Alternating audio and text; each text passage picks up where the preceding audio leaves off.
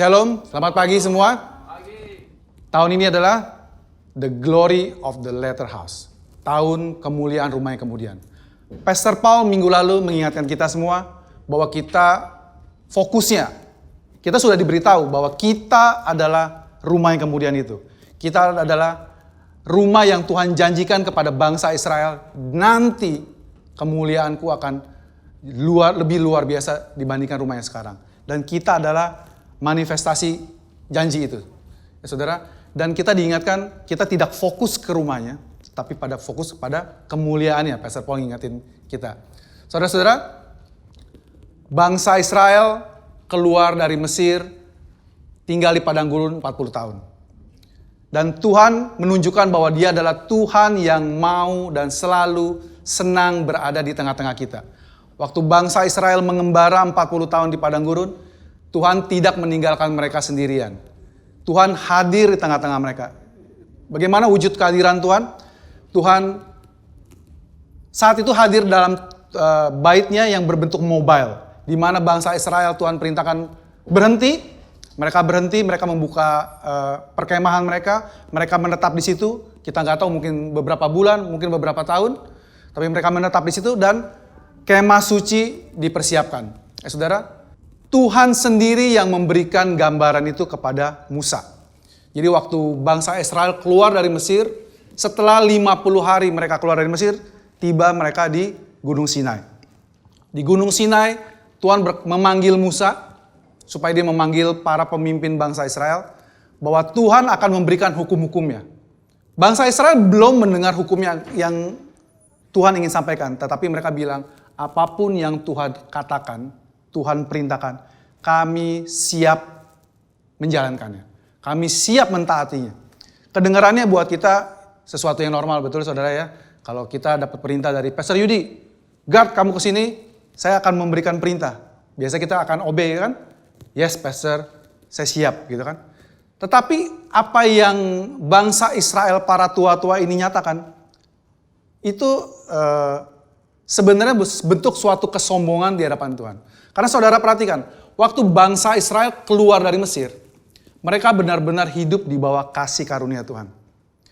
Mereka diberkati bukan karena ketaatan mereka. Karena kita tahu bangsa Israel waktu keluar dari Mesir, banyak sekali pelanggaran yang mereka lakukan. Waktu mereka berjalan bersukacita dapat harta banyak, setelah hari Paskah mereka keluar menjadi mendadak kaya. Karena waktu malam sebelum mereka berangkat, mereka meminta kepada tetangganya semua harta, emas, perak, batu-batu permata. Dan Tuhan membuat mereka murah hati. Sehingga mereka diberikan hartanya bangsa Mesir. Ya. Jadi waktu mereka sampai di padang gurun, sampai mereka di ujung laut Teberau, mereka melihat di depan laut. Dan mereka melihat di belakang adalah pasukan Mesir yang bokambuan. Yang gak rela, budaknya semua pergi meninggalkan mereka. Jadi mereka harus kerja dengan orang lokal. Mereka nggak suka, mereka ngejar lagi. Waktu mereka mengedumel, mereka komplain sama Musa. Sebenarnya mereka komplain sama Tuhan, ya. Tapi mereka nggak berani komplain sama Tuhan. Mereka komplainnya ke Musa. Apakah kurang kuburan di Mesir? Matinya mesti di sini, ya. Tapi saudara lihat, waktu mereka komplain, Tuhan membelah laut. Mereka bisa nyebrang. Sampai di sana mereka memuji Tuhan lagi. Jalan berapa lama mereka kehausan. Lalu mereka ketemu air yang rasanya pahit. Marah. Mereka komplain lagi. Lalu Tuhan membuat air itu menjadi manis, bisa diminum. Mereka memuji Tuhan lagi.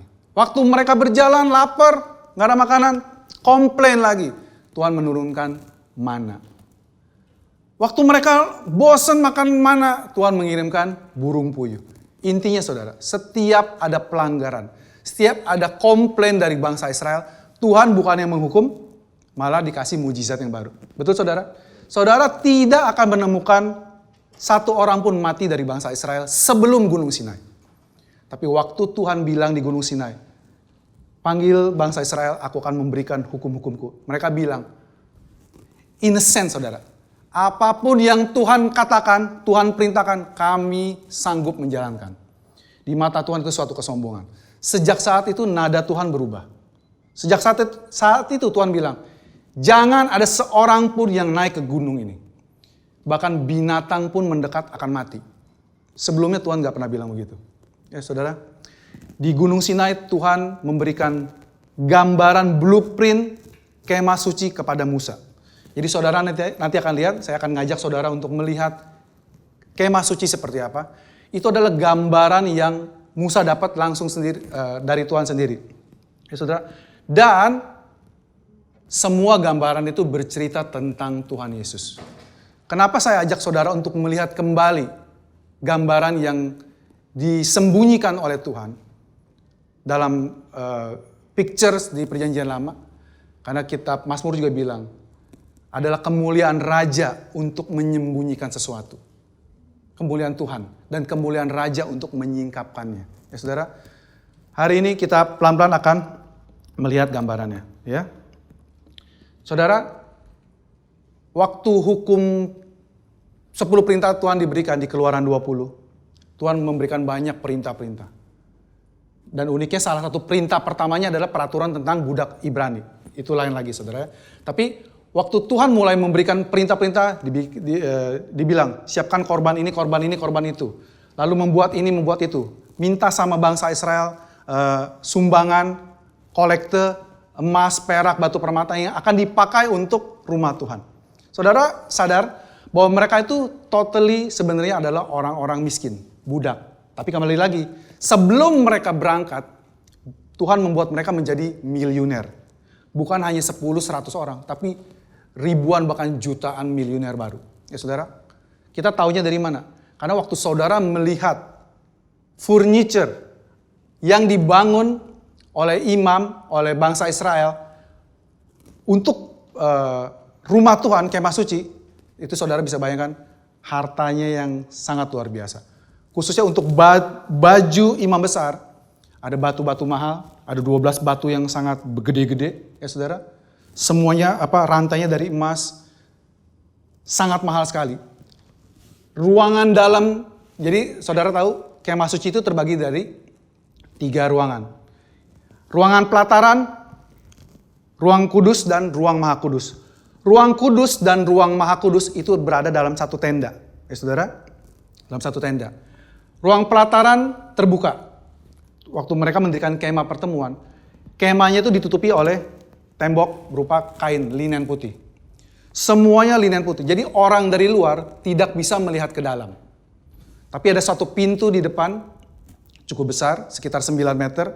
Orang bisa masuk membawa korbannya mereka. Ada apa saja di pelataran itu saudara? Di pelataran itu cuma ada 2 barang. Yang pertama adalah mesbah korban bakaran. Mesbah korban bakaran terbuat dari tembaga. Dalam bahasa Indonesia tembaga saudara. Tapi dalam bahasa Inggrisnya sebenarnya namanya bronze. Ya saudara, bronze. Lebih tepatnya ke perunggu. Ya saudara. Seperti saudara ketahui, kalau saudara sudah cukup lama di GBC, saudara akan mulai paham tentang arti-arti dari bahkan angka, nama kota, nama orang, dan bahan-bahan logam mulia. Ya saudara, tembaga atau perunggu melambangkan penghakiman, judgment. Di ruang pelataran, di tempat mesbah korban bakaran, itu hanya ada bahan terbuat dari perunggu. Hanya ada judgment, hanya ada penghakiman yang ada di ruang pelataran. Semua korban bakaran, semua korban persembahan, semua diserahkan, dilaksanakannya di depan. Imam, jadi waktu saudara membawa korban dosa, saudara datang dengan membawa korban saudara. Jika saya seorang Israel yang mau mengaku dosa, saya membawa domba. Kalau saya orang-orang menengah, kalau saya orang miskin, saya membawa burung. Kalau saya orang kaya, saya membawa lembu. Ya, saudara, si pemberi ini, orang yang merasa bersalah ini, dia akan menumpangkan tangan di kepala korban, lalu dia yang menyembelih korban itu. Untuk menunjukkan apa? Bahwa karena dosa dia, harus ada yang mati menggantikan dia. Ya saudara, dan waktu dia membawa korbannya, imam tidak memeriksa dia. Karena dia sudah ketahuan berdosa. Makanya dia bawa korban dosa. Saudara paham ya? Yang diperiksa oleh imam adalah korbannya. Dicek dombanya, bebas kutu enggak, kupingnya komplit enggak, badannya sobek enggak. Ya saudara, korban yang sempurna. Tidak boleh yang bercacat celah. Korban ini melambangkan Tuhan Yesus. Ya saudara, Yesus adalah korban yang sempurna buat kita. Tidak ada cacat celahnya. Yohanes bilang, dia yang tidak ada dosa di dalam dia. Paulus bilang, dia yang tidak mengenal dosa dibuat menjadi dosa. Petrus bilang, dia yang tidak berbuat dosa menjadi dosa, jadi gantikan kita. Ya, saudara, korban ini adalah gambaran Yesus yang menggantikan kesalahan kita. Imam, which is merepresentasikan Tuhan. Tuhan tidak melihat kita yang berdosa, tetapi dia melihat korban dosa kita, yaitu Yesus. Dan saat ini saudara, kita semua adalah orang-orang yang sudah ditebus oleh Tuhan Yesus. Katakan amin.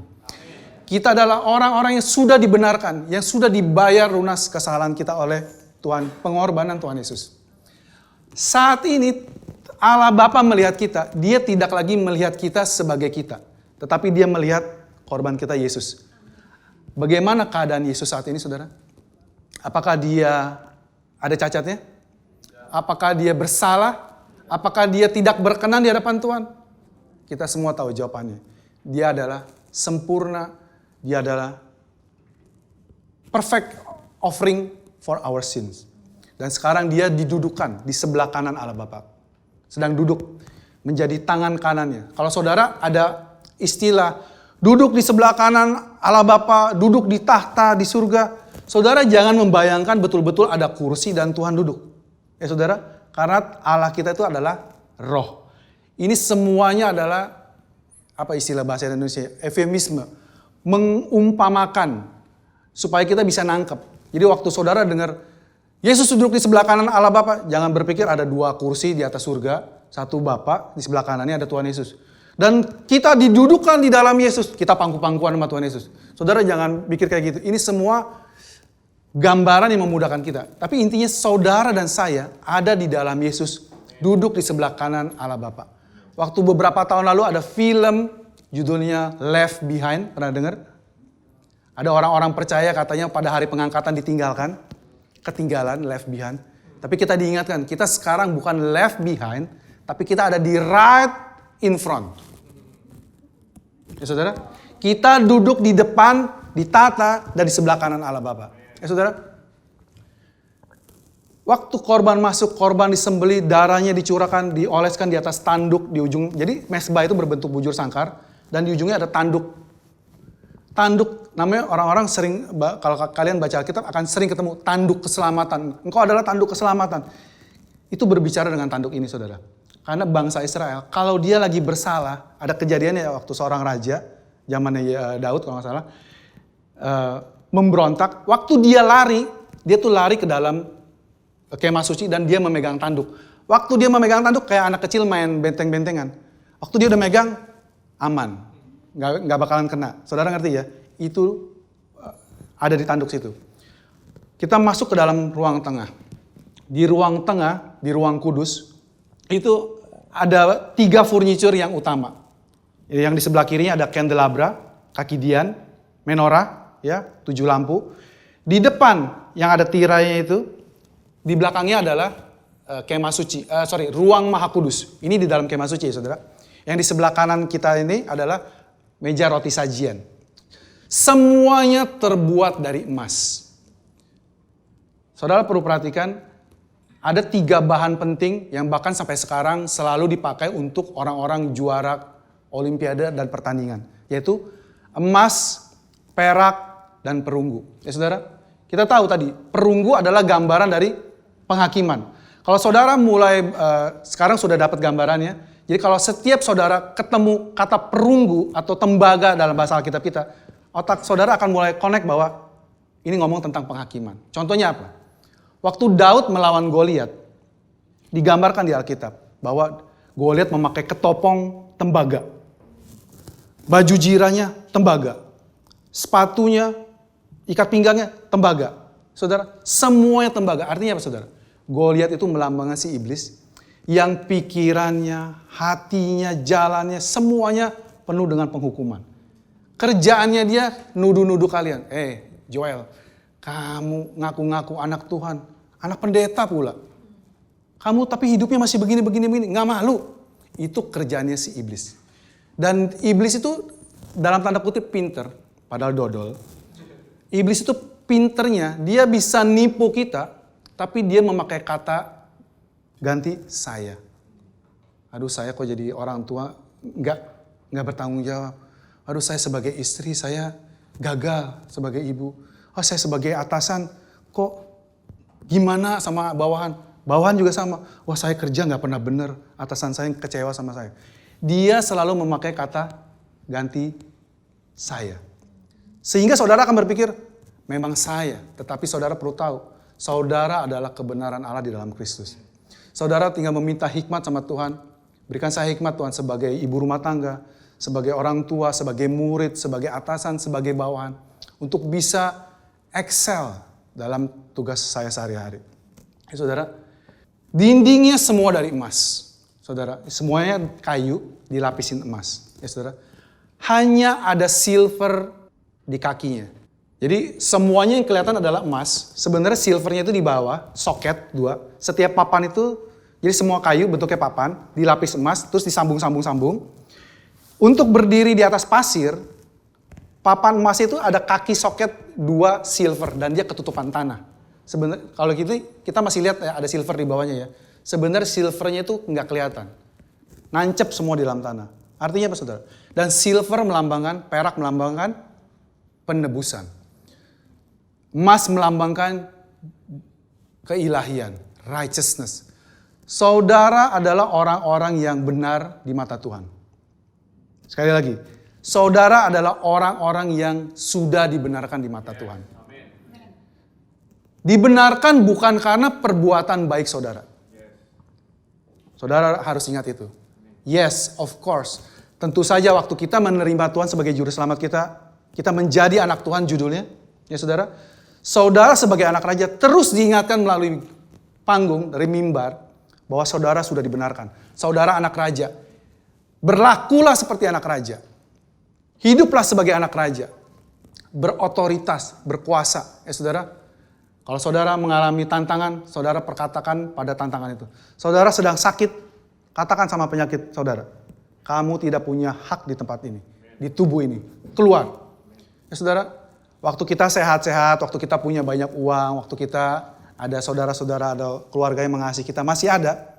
Semuanya gampang saudara, nggak kelihatan. Tapi begitu saudara menghadapi tantangan itu, waktu saudara sakit, mungkin kalau saudara sakit masih kuat yang buat dewasa ya. Tapi waktu saudara sebagai orang tua, anak saudara sakit, itu tantangannya lumayan berasa, ya.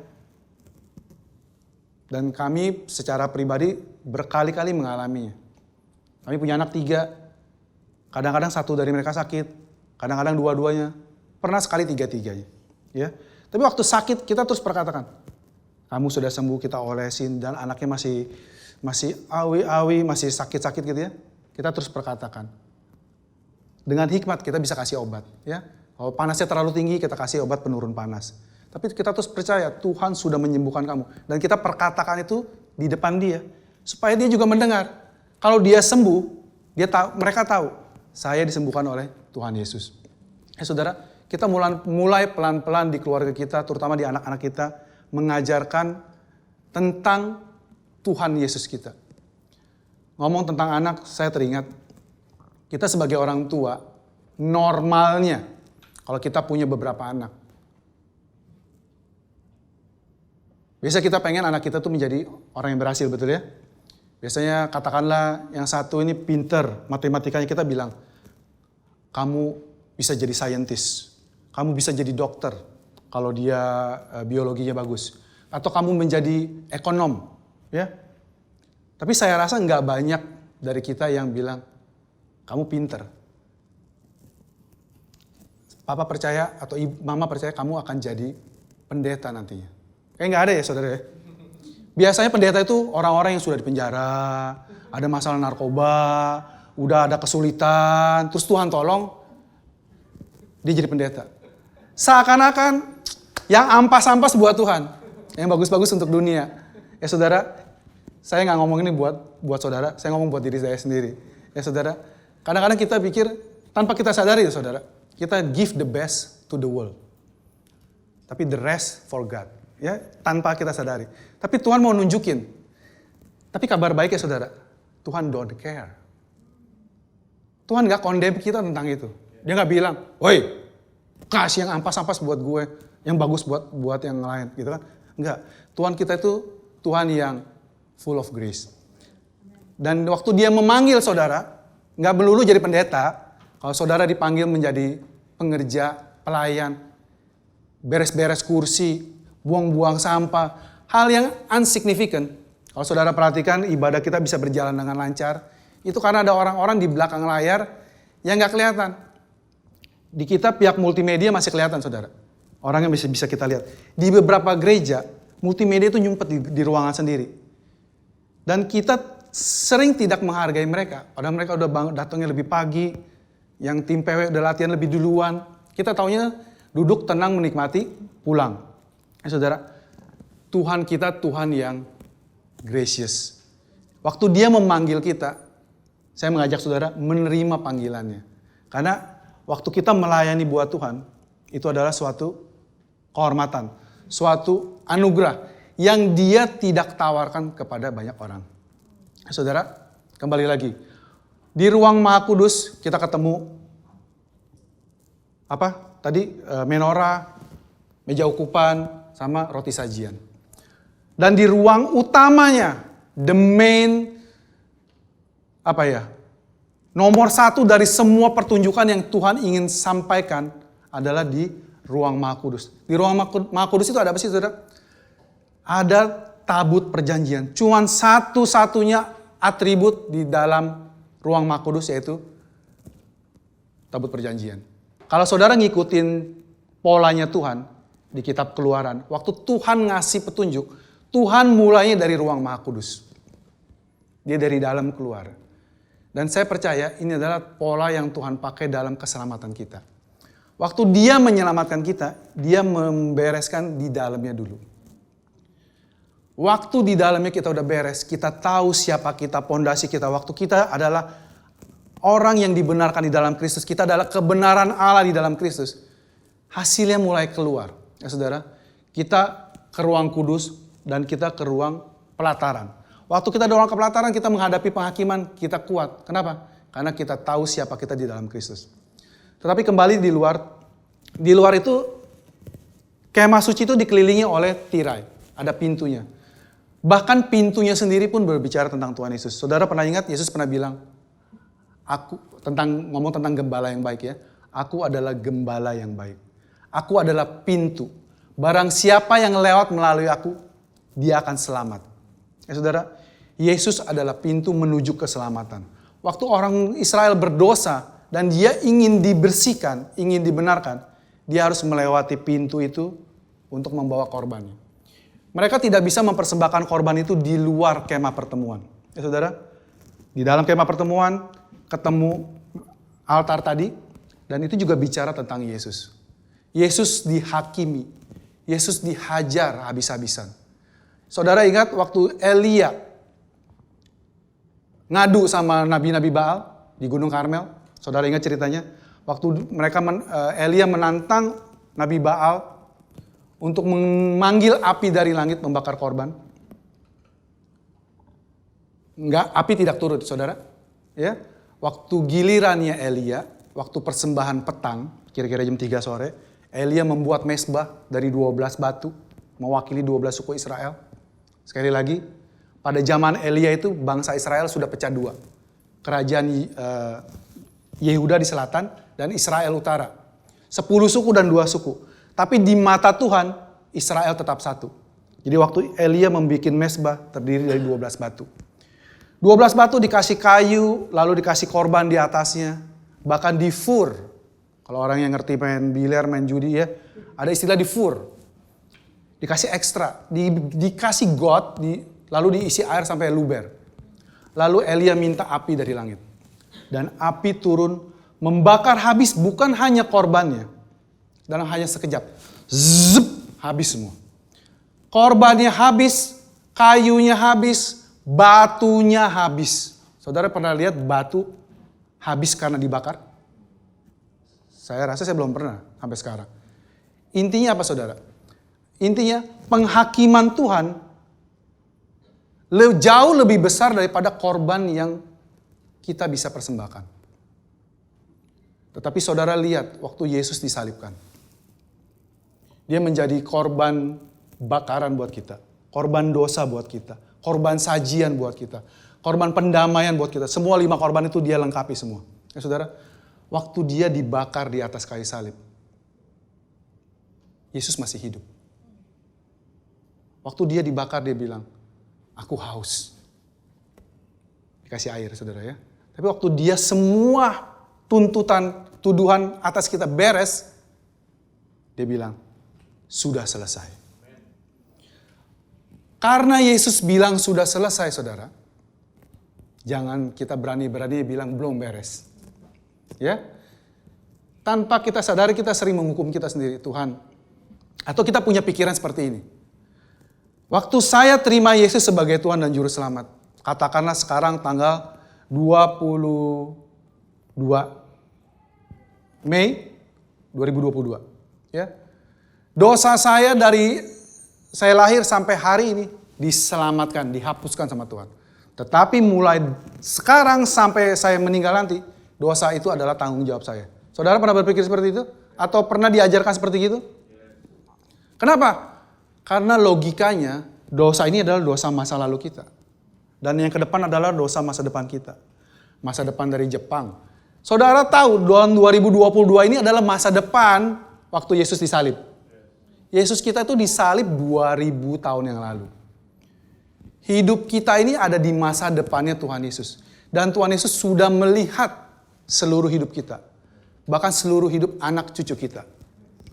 Ya saudara. Dan dia bilang, sudah selesai. Dosa sudah bukan masalah buat Tuhan. Tapi apakah kita masih bisa berbuat dosa? Iya. Tetapi dosa itu tidak mempunyai kuasanya lagi sama kita. Ibaratnya kita datang ke kebun binatang yang pakai kaca.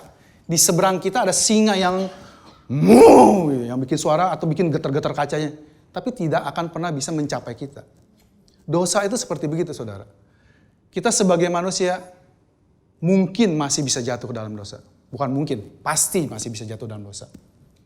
Kita mungkin masih bisa lost temper sama keluarga kita, sama pasangan kita, sama anak kita. Kita mungkin masih error dalam sehari-hari kita berkendara, khususnya orang Jakarta. Gampang banget cari dosa orang Jakarta. Ya, kalau orang di luar negeri yang negaranya teratur mungkin sulit. Tapi di Jakarta itu sangat-sangat mudah. Ya, saya rasa semuanya setuju. Sangat mudah untuk kita bersalah, menghukum diri kita sendiri. Tapi jangan fokus di situ. Fokus apa yang Tuhan lihat terhadap kita. Sekali lagi, kita sudah dibenarkan di dalam Tuhan. Waktu Yesus disalib dia bilang, sudah selesai. Korbannya masih hidup. Menggambarkan apa saudara? Menggambarkan penebusan yang Tuhan Yesus lakukan. Jauh lebih besar daripada tuntutan yang Tuhan minta. Sehingga akhirnya Tuhan Yesus bilang, Bapa, ke dalam tangan-Mu kuserahkan nyawaku. Yesus waktu hidup bilang begini, aku bisa memberikan nyawaku dan aku bisa mengambilnya kembali. Ya saudara, Tuhan Yesus punya kuasa. Dan menunjukkan bahwa dia adalah Tuhan. Ya saudara. Jadi saudara, altar, mesbah, altar persembahan itu menggambarkan Tuhan Yesus. Semuanya di luar itu juga ada basin berisi air untuk mencuci tangan para imam ya saudara. By the way, orang-orang yang bekerja di dalam pelataran adalah orang-orang Lewi. Betul saudara? Suku Lewi dikhususkan Tuhan untuk menjadi pelayan di rumah Tuhan. Mereka bisa memotong korban, mereka bisa membawa, mereka bisa mempersembahkan korban, potong daging dan sebagainya. Barbecue, segala. Itu urusannya orang Lewi. Tetapi ada satu orang Lewi khusus yang diperkenan Tuhan boleh masuk ke dalam ruang Maha Kudus. Siapa dia saudara? Imam besar. Imam besar adalah orang pilihan Tuhan. Dia bukan hanya dari suku Lewi, tetapi harus dari keturunan Harun. kakaknya Musa.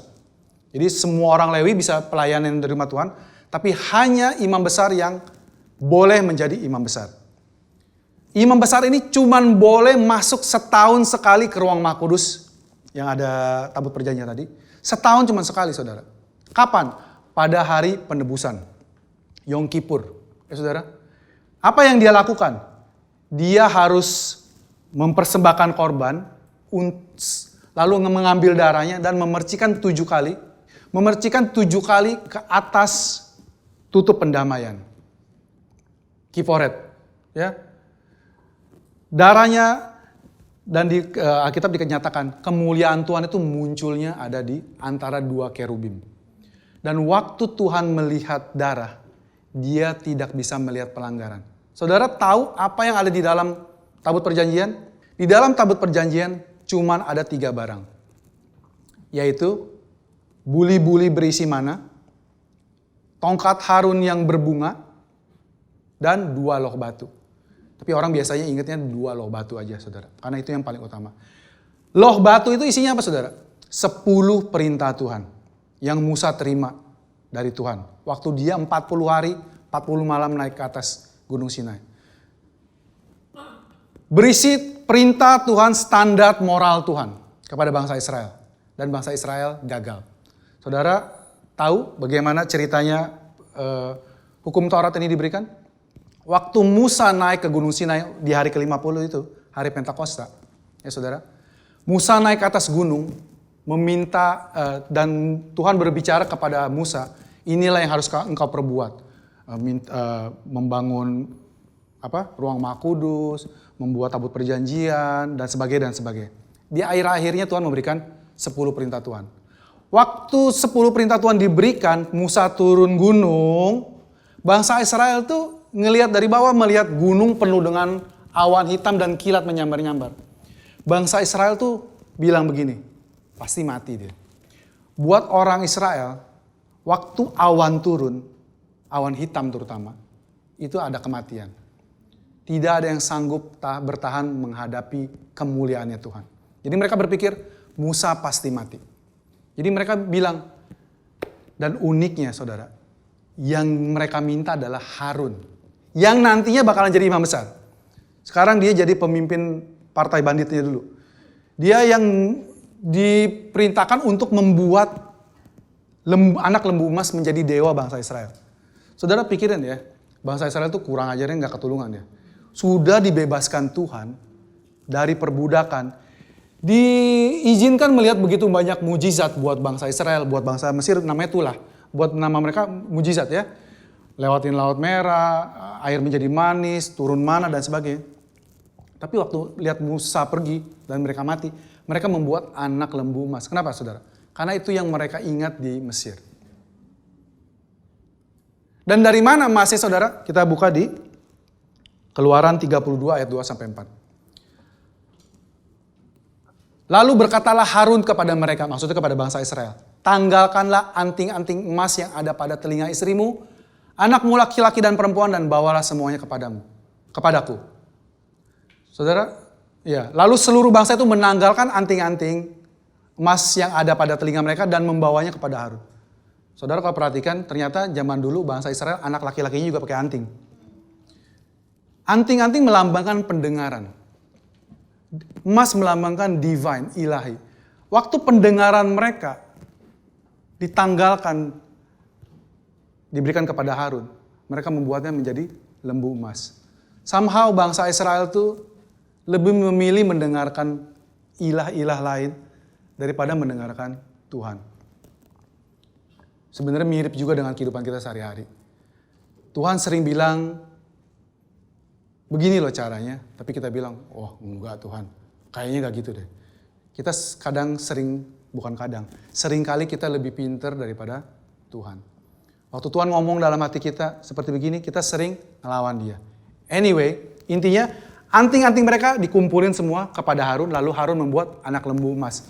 Dan mereka memuji-muji, wah pesta dia sorak-sorak, yeay, inilah Tuhan yang mengeluarkan kita. Ya.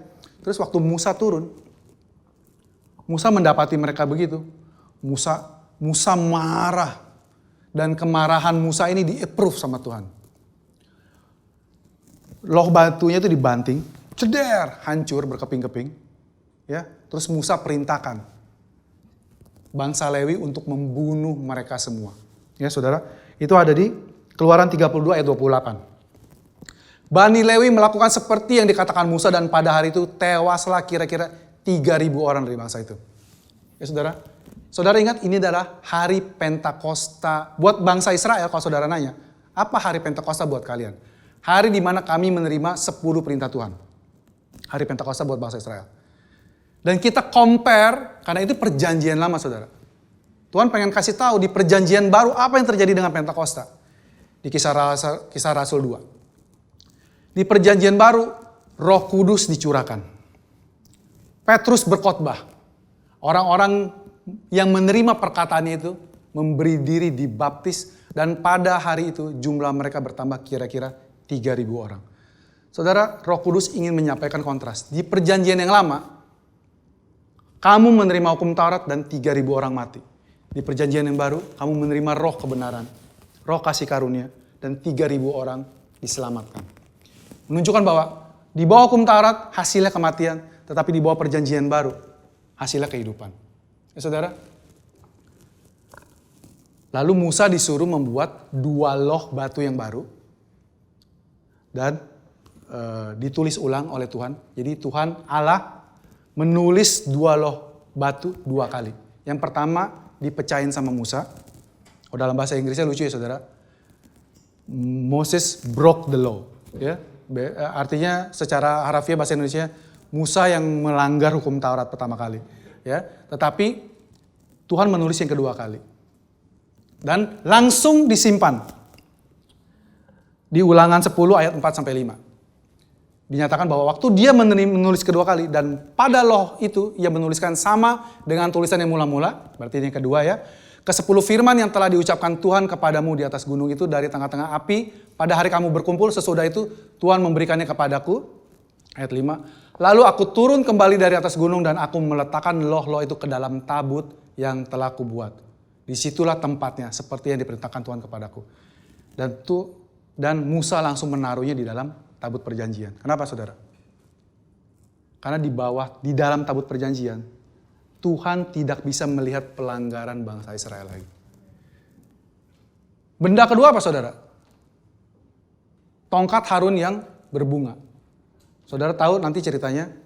Jadi setelah Musa dipilih menjadi nabinya Tuhan. Lalu Tuhan bilang, angkatlah kakakmu menjadi imam besar. Dan mulai keturunan dia jadi imam besar. Suku-suku yang lain komplain. Kan ada 13 suku totalnya kan. Suku-suku yang lain komplain. Yang Yehuda, yang Ruben, gua Ruben abangnya gitu loh. Masa si Harun yang Lewi anak ketiga yang jadi imam. Kami juga cukup canggih kok jadi imam, gampang istilahnya ya. Jadi mereka komplain terhadap kepemimpinan yang Tuhan tunjuk. Dan Tuhan mendemonstrasikan bahwa Harun adalah orang yang dia pilih. Ya saudara, satu lagi buli-buli berisi mana. Seperti saudara tahu, bangsa Israel setiap hari menerima mana. Saya pernah bercakap-cakap dengan salah seorang dari kita. Dia bilang, kok kita cukup bisa mengerti lah maksudnya kenapa bangsa Israel komplain sama Tuhan. Setiap hari makan mana terus. Kalian ada makanan yang kalian sangat suka nggak? Soto, steak, lobster dan sebagainya. Kalau kalian setiap hari makan itu, nggak usah sebulan deh. Seminggu juga udah enak. Betul nggak saudara? Jadi ada kepikiran nggak? Bisa dimaklumi lah kalau bangsa Israel itu komplain bahwa makan mana setiap hari itu sampai dia orang enak sampai dia bilang kami bosan dengan makanan tidak berguna ini. Ya, padahal di kitab Mazmur bilang mana adalah makanan malaikat, makanan El Gibor, makanan champion. Ya saudara, tapi bangsa Israel bilang kami muak dengan mana pemberian Tuhan. Dan hasilnya apa? Tuhan menghukum mereka, mati. Ketiga barang di dalam tabut perjanjian itu melambangkan pelanggaran pemberontakan manusia. Waktu itu bangsa Israel ya. Tapi basically sebenarnya sama aja. Setiap hari kita melanggarnya sama seperti bangsa Israel. Kita nggak percaya. Pastor Yudi bilang begini. Alah. Misalnya begitu saudara. Tuhan memberkati engkau dengan kecukupan seperti ini. Alah Tuhan, kerjaan kayak begini mah semua orang juga bisa. Ini mah normal, ini mah gak dianggap. Bangun setiap pagi dalam keadaan sehat, kita tidak mengucap syukur. Punya istri, punya anak di sekeliling kita, masih ada. Yang kita komplain adalah, istri saya bawel. Anak saya gak pernah bantuin kita. Bikin capek hati misalnya. Itu yang kita komplain. Padahal itu buat orang lain adalah suatu berkat. Betul saudara? Pekerjaan kita, orang-orang di sekeliling kita, kesehatan kita, itu adalah berkat yang Tuhan kasih setiap hari. Dan kita diingatkan untuk bersyukur. Kita mungkin sakit kepala. Aduh sakit kepala. Kalau kita sakit kepala biasa kita fokusnya sama sakit kepala, betul ya? Kita lupa mensyukuri kita punya mata yang sehat, gigi yang masih bagus, kaki yang masih bisa jalan. Ya saudara? Itu kita banget. Tapi intinya kabar baiknya adalah Tuhan tidak ingin melihat pelanggaran-pelanggaran itu. Dan dia sembunyikan. Ditaruh di bawah, di dalam tabut perjanjian. Dan ditutup oleh tutup pendamaian. Di mana kemuliaan Allah hadir di bangsa Israel. Ya saudara? Dan waktu darah dipercikan, Tuhan tidak bisa melihat ke dalam pelanggaran itu. Hasilnya apa saudara? Di hari penebusan dosa itu, imam besar masuk memercikan darah dan dia keluar. Waktu dia keluar, bangsa Israel tahu. Tahun depan kami semua akan diberkati. Kebenarannya adalah sekarang saudara dan saya ditempatkan di dalam tempat kudusnya Tuhan. Bahkan Tuhan Yesus bilang, tahukah kamu bahwa tubuhmu adalah bait Allah? Kita mungkin masih mengkondem, menghukum diri kita sendiri. Saya hidupnya masih gak benar. Kalau kita gak menghukum diri kita, biasanya pasangan kita yang membantu kita, mengingatkan. Brengsek kamu, hidupnya masih gak benar misalnya. Ya. Tapi saudara, Tuhan ingin mengingatkan kita bahwa kita di dalam Kristus. Roh Tuhan yang kudus itu tidak bisa tinggal di dalam tempat yang najis. Sekali lagi saudara, tubuh saudara adalah tempat yang kudus. Entah saudara menyadarinya atau enggak. Tetapi Roh Kudus, Tuhan bilang, Roh Kudus ada di dalam kamu. Itu artinya tubuh kita adalah bait Allah yang kudus saudara. Sehingga rohnya bisa tinggal di dalam kita. Kalau saudara ingat di perjanjian lama, tidak ada satu pun yang roh Tuhan itu tinggal selamanya sama mereka. Ke Daud kadang turun, kadang pergi. Ya, ke Saul juga. Ke imam-imam, ke para nabi-nabi juga demikian. Tetapi di dalam perjanjian yang baru, kita ini sekarang saudara. Roh Tuhan tinggal selama-lamanya sama kita. Tentang item-item tadi saudara. Yesus bilang, akulah pintu itu. Terus, akulah terang dunia. Tentang menorah ya saudara. Aku adalah terang dunia. Dan saudara ngomongin tentang terang. Di dalam ruang Maha Kudus itu tidak ada lampu. Tidak ada sumber cahaya selain kemuliaan Tuhan. Kemuliaan Tuhan yang menerangi ruangan itu. Ruangan itu berbentuk bujur sangkar ya saudara. Sekelilingnya tembok emas semua. Ya, seperti tadi saya lihat. Saya bilang. Dan di kitab Korintus bilang. Kita ini mencerminkan kemuliaan Allah. Jadi waktu kita melihat saudara-saudara kita. Kita seringkali melihat kayunya, manusianya. Tapi kita diingatkan, semua tembok emas, bahkan tabut perjanjian pun, semuanya terbuat dari kayu yang diselaputi oleh emas. Kayu adalah lambang manusianya kita. Kita masih sering lihat saudara kita, pasangan kita, anak kita, semua orang-orang di sekitar kita, kayunya, manusianya. Tapi kita diingatkan Tuhan, lihat bagaimana Tuhan melihat kita. Mereka melihat emasnya. Ya saudara, bahwa kita adalah orang yang dibenarkan. Karena kalau kita melihat mereka, menjudge mereka, kayunya, sebenarnya orang itu juga bisa melakukan hal sama kita. Karena kita pasti ada salahnya. Kalau saudara kenal saya, saudara akan sangat mudah menemukan banyak kesalahan saya. Ya saudara, kita diingatkan Tuhan untuk selalu melihat emasnya. Di ruang kudus, penerangnya dari menorah, dari kaki dian. Ada 7 kaki dian, ya saudara. Dan itu semua melambangkan kita, gerejanya. Di kitab Wahyu, Yohanes melihat penglihatan tentang 7 gereja, 7 kaki Dian. Saya percaya bahwa kaki Dian adalah melambangkan gerejanya. Ya saudara, kita berkumpul bersama-sama menerangi sekeliling kita. Itulah kami selalu mengundang untuk saudara semua yang sedang nonton online untuk datang beribadah bersama-sama. Berkat Tuhan memang tetap bisa nyampe, saudara. Firman Tuhan tetap bisa disampaikan melalui online. Tetapi ada suatu kelebihan. Waktu saat anak-anak Tuhan, umat Tuhan berkumpul bersama memuji Tuhan, ada suatu urapan yang berbeda, saudara. Ya? Dan kita rindu diperlengkapi, rindu saling dikuatkan, rindu saling diberkati dan memberkati, saudara. Karena kita adalah makhluk yang tidak diciptakan untuk hidup sendirian. Kita disebut makhluk sosial, bukan makhluk sok dan sial. Ya saudara, kita adalah makhluk sosial yang ngumpul, yang perlu ngumpul, perlu dikuatin, perlu ya gitulah. Dan di ruang depan, saudara, cahayanya of course dari langit, dari matahari. Dan ini adalah gambaran dunia, saudara. Dunia itu mendapat penerangan yang sama dari matahari.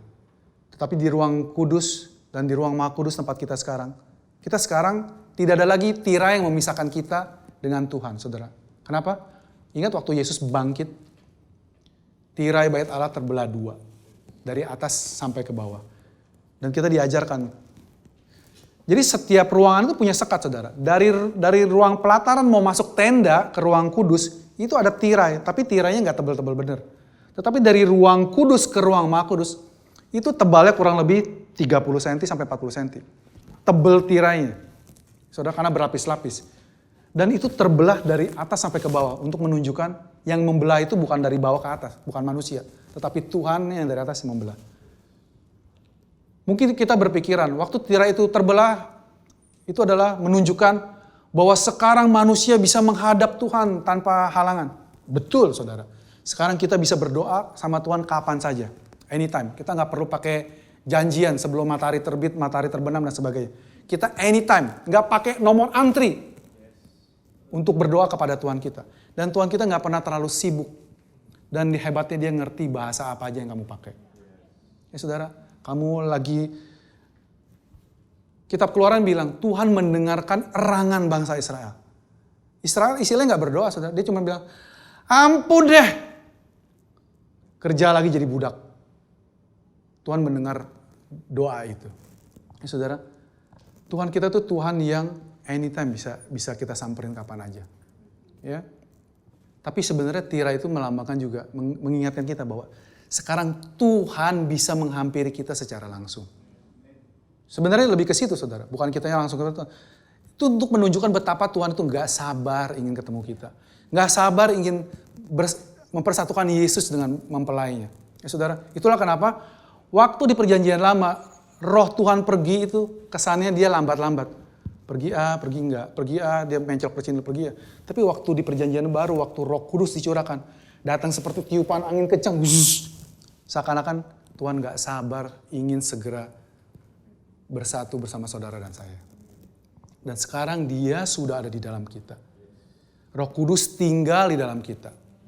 Nah saudara, lihat lagi ke ruang Maha Kudus di tabut perjanjian tadi. Itu dinyatakan, dikasih panah. Mercy seat, tutup pendamaian yang adalah Kristus, itu adanya di atas. Tetapi hukum adanya di bawah. Kita sama-sama baca di Galatia 5 ayat 4. Galatia 5 ayat 4 saya pilih dalam bahasa Inggris. Bahasa Indonesia gini dulu. Kamu lepas dari Kristus jikalau kamu mengharapkan kebenaran oleh hukum Taurat. Kamu hidup di luar kasih karunia. Tapi dalam bahasa Inggrisnya, Christ is become no effect unto you. Whosoever of you are justified by the law. Kalau kamu dibenarkan oleh hukum Taurat, Yesus itu tidak ada efeknya buat kamu. You are fallen from grace. Kamu jatuh dari kasih karunia. Saudara, untuk saudara bisa disebut jatuh, berarti saudara itu berada di tempat yang lebih tinggi. Ini menunjukkan apa, saudara? Ini menunjukkan bahwa kasih karunia itu posisinya lebih tinggi daripada hukum Taurat. Bangsa Israel tidak pernah diperkenankan untuk membuka hukum Taurat. Karena Tuhan sendiri gak mau melihat. Tuhan sendiri tidak mau melihat pelanggaran hukum Taurat. Kalau saudara nonton film Indiana Jones, angkatannya saya mungkin tahu ya, itu ada film yang Lost of Riders Ark yang bangsa Nazi membuka tutup perdamaiannya, lalu semua setan-setan keluar. Ya saudara. Tapi bukan itu maksudnya. Intinya Tuhan tidak ingin melihat pelanggaran di dalam. Kita berada di tutup pendamaian. Kita sudah dipercikan darah, bukan sembarang darah. Bukan darah domba, bukan darah lembu, tetapi darah anak domba Allah. Darah Tuhan Yesus. Darah yang kekal, darah yang mahal, darah yang sanggup menyucikan, menghapuskan dosa kita selama-lamanya. Yang namanya selama-lamanya itu selama-lamanya. Bukan sampai kita berbuat dosa lagi. Karena tidak ada jaminan sampai kita berbuat dosa lagi. Itu namanya bukan diselamatkan selama-lamanya. Ya saudara? Jadi ingat kisah pagi ini saudara. Pesan Tuhan intinya bahwa saudara adalah kemuliaan Tuhan. Di dalam saudara kemuliaan Tuhan dinyatakan. Banyak dari kita mungkin tidak sadar kemuliaan itu ada di dalam kita. Tapi pagi ini kita diingatkan bahwa Yesus sudah melakukan segalanya buat kita. Dia sudah menyerahkan dirinya untuk menebus saudara dan saya. Jangan biarkan orang lain atau bahkan dirimu menghukum dirimu lagi. Karena Tuhan sendiri tidak lagi melihat pelanggaran itu. Ya saudara, kalau saudara dalam hidup masih mengalami tuduhan-tuduhan. Kalau tuduhan dari orang, saudara mungkin masih bisa ini. Tapi tuduhan dari diri sendiri yang paling berat. Hukuman dari sendiri itu yang paling berat. Dan pagi ini Tuhan mau mengingatkan kita bahwa kita sudah dibenarkan di dalam Kristus. Ya saudara. Kalau saudara perhatikan juga, kitab Kejadian dimulai dengan pasal pertama, isinya tentang apa saudara? Penciptaan. Betul saudara ya? Hari pertama Tuhan menciptakan langit bumi, hari kedua dan sebagainya. Dan semua penciptaan dunia yang besar ini, yang luas ini, yang sampai sekarang bahkan para ahli masih menemukan planet baru, galaksi baru, selalu masih ada yang baru. Seakan-akan saudara, waktu Tuhan bilang, jadilah bumi, jadilah langit. Sampai sekarang itu ciptaan masih terus terjadi. Terus terjadi sampai sekarang. Nggak selesai-selesai. Tetapi untuk menceritakan tentang penebusan Tuhan Yesus, dia memerlukan banyak pasal. Buat kemah suci, buat tabut perjanjian, buat altar, buat ini. Semua hal tentang penebusan Tuhan Yesus jauh lebih difokuskan Tuhan daripada ngomongin tentang penciptaan. Betul saudara? Penciptaan hanya satu pasal cukup. Take it or leave it. Tetapi ngomongin tentang penebusan, apa yang Yesus lakukan buat saudara dan saya, Tuhan pakai banyak pasal. Korban aja ada 5. Perabotan ini banyak. Ya saudara? Banyak sekali. Jadi fokus kita sekarang adalah cari tahu lebih. Apa yang Yesus sudah lakukan buat saudara dan saya. Ya saudara? Mari saya ajak saudara kita terima perjamuan kudus Tuhan.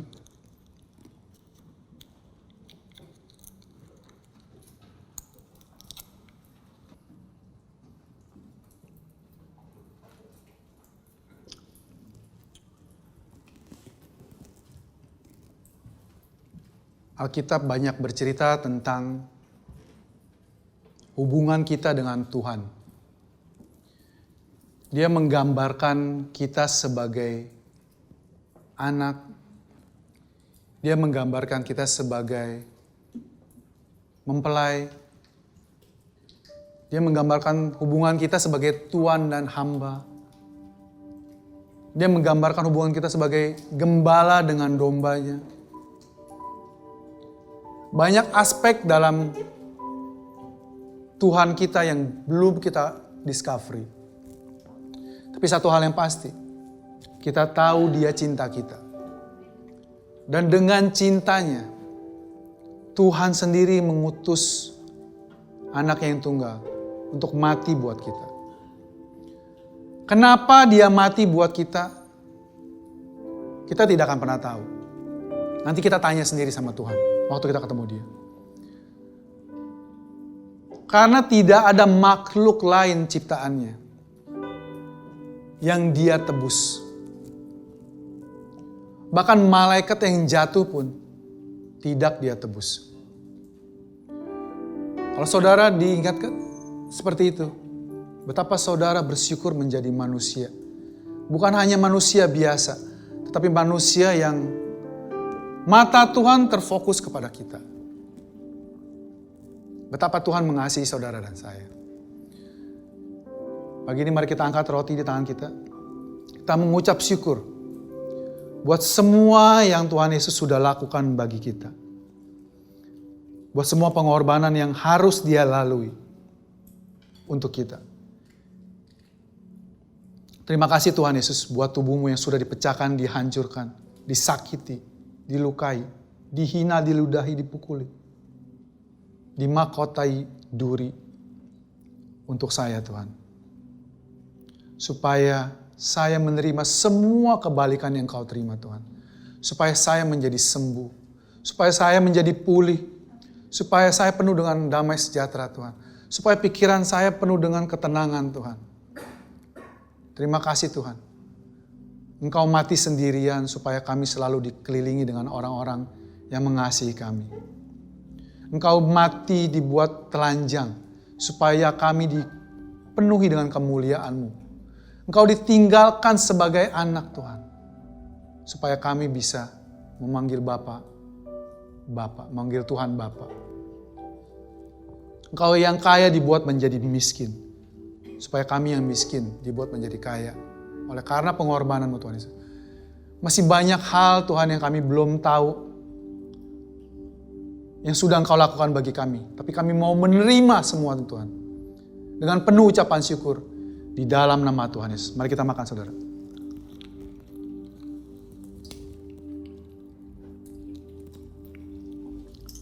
Mari kita mengangkat darah Tuhan Yesus. Darah perjanjian baru. Perjanjian baru yang dimeteraikan oleh darah anak domba Allah yang kekal. Karena darahnya kekal, pengampunan kita pun kekal. Bangsa Israel setiap tahun harus diulang penebusan dosanya. Karena mereka diolesi oleh darah binatang. Tetapi pengampunan kita dibayar oleh darah anak domba Allah yang kekal. Terima kasih Tuhan Yesus buat darah-Mu yang sudah tercurah sekali untuk selamanya. Kami selamanya dibenarkan di dalam Kristus. Kami adalah kebenaran Allah di dalam Kristus. Kami bersyukur Tuhan buat penebusan-Mu. Kami juga bersyukur Tuhan oleh darah-Mu. Kami sekeluarga dilindungi. Tidak ada panah-panah iblis. Tidak ada serangan jahat, penyakit, kecelakaan yang mampu menembus kami Tuhan. Oleh karena kami sama seperti bangsa Israel di Goshen Tuhan. Ditutupi oleh darah-Mu. Tidak ada malaikat maut melewati masuk ke dalam kemah kami Tuhan. Terima kasih Tuhan, oleh darah-Mu kami dilindungi sempurna. Terima kasih Bapa. Kita terima penebusan darah sekali untuk selamanya di dalam nama Tuhan Yesus. Terima kasih Tuhan Yesus buat tubuh-Mu, buat darah-Mu yang bersatu dengan tubuh dan darah kami. Kami selamanya diampuni. Kami selamanya berkenan di hadapan-Mu Tuhan. Engkau adalah kekasih jiwa kami Tuhan. Kami rindu Tuhan seluruh hidup kami memuliakan-Mu Tuhan. Karena kemuliaan yang Kau berikan ada di dalam diri kami. Roh Kudus, ajar kami, bantu kami mengingat selalu Tuhan. Bahwa kami adalah utusan-utusan. Bahwa kami adalah lembaran kitab yang terbuka buat dunia ini Tuhan. Untuk menunjukkan bahwa Yesus adalah Tuhan yang hidup dalam hidup kami. Terima kasih Bapak. Mengucap syukur buat semua anak-anak-Mu. Jika ada saudara-saudara di tempat ini atau yang sedang di online, yang baru pertama kali mendengar tentang kabar baik, bahwa Tuhan mengutus Yesus, memberikannya sebagai korban gantikan engkau, menjadi pengganti dosa. Dan saudara ingin menerima Yesus sebagai Tuhan dan Juru Selamat. Saudara bisa ikuti doa saya. Tuhan Yesus, terima kasih buat hari ini. Kalau saya mendengar Tuhan, bahwa ada Tuhan yang mau mati menggantikan dosa saya. Saya menerimanya Tuhan. Pengampunan dosa darimu sekali untuk selamanya. Saya dijadikan baru. Saya adalah ciptaan yang baru. Saya mau Yesus masuk dalam hidup saya menjadi Tuhan dan Raja saya. Di dalam nama Tuhan Yesus. Jika saudara sudah berdoa seperti itu, selamat, saudara adalah anak-anak Allah dalam kerajaan surga. Saudara bisa mencari gereja atau mencari tempat-tempat yang menceritakan tentang apa yang Yesus sudah perbuat buat saudara. Jika saudara berada di Jakarta dan sekitarnya, saya mengajak saudara untuk datang ke GBC Jakarta untuk terus mendengarkan kebenaran firman Tuhan. Tuhan memberkati. Dan saudara, jika saudara ingin memberikan persembahan, saya mengajak saudara untuk berdoa. Terima kasih Tuhan Yesus buat semua berkat yang Engkau sudah berikan buat kami sekeluarga. Kau adalah Allah yang memberkati kami dan kami bersyukur Tuhan. Walaupun kami sering lupa mengucap syukur, mengembalikan hak-Mu Tuhan. Engkau selalu gracious kepada kami. Dan saat ini Tuhan, buat setiap kami yang mau memberikan kembali Tuhan, persembahan ucapan syukur kami kepadamu Tuhan. Kami mau memberikan dengan penuh sukacita Tuhan. Karena Engkau suka dengan pemberi yang penuh dengan sukacita. Kau memberkati persembahan yang diberikan Tuhan. Kau pakai berlipat kali ganda untuk kemuliaan nama-Mu Tuhan. Kau terus pelihara semua tangan-tangan yang memberi Tuhan. Dan Kau kembalikan berlipat ganda. Terima kasih Tuhan Yesus. Amin. Saudara, saya akan akhiri ibadah pagi ini. Saya ajak saudara untuk mengangkat tangan. Kita mau menerima berkat dari Allah Bapa kita. Tuhan memberkati engkau dengan kesehatan, dengan perlindungan, dengan hubungan yang baik, dijauhkan daripadamu segala kecelakaan, segala senjata-senjata iblis, semua tuduhan-tuduhan. Tuhan melindungi engkau kemanapun engkau pergi, kemana engkau pulang. Dia menghadapkan wajahnya kepadamu, memberikan engkau kasih karunia-Nya. Dan apapun yang kau perbuat, Dia buat menjadi berhasil. Pulanglah dengan damai sejahtera Allah Bapa, kasih setia dari Tuhan Yesus Kristus, dan penyertaan dari Roh Kudus menyertaimu mulai hari ini sampai Dia datang kembali, menjemput semua kita yang percaya. Amin. Selamat berhari Minggu, Tuhan Yesus memberkati.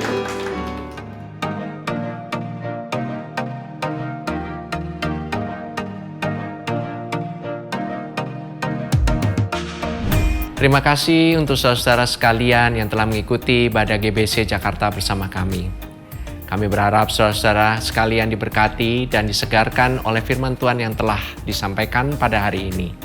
Pastikan saudara mensubscribe channel YouTube kami dan ikuti terus update dan informasi GBC Jakarta di akun resmi media sosial kami di bawah ini. Shalom, Tuhan berkati.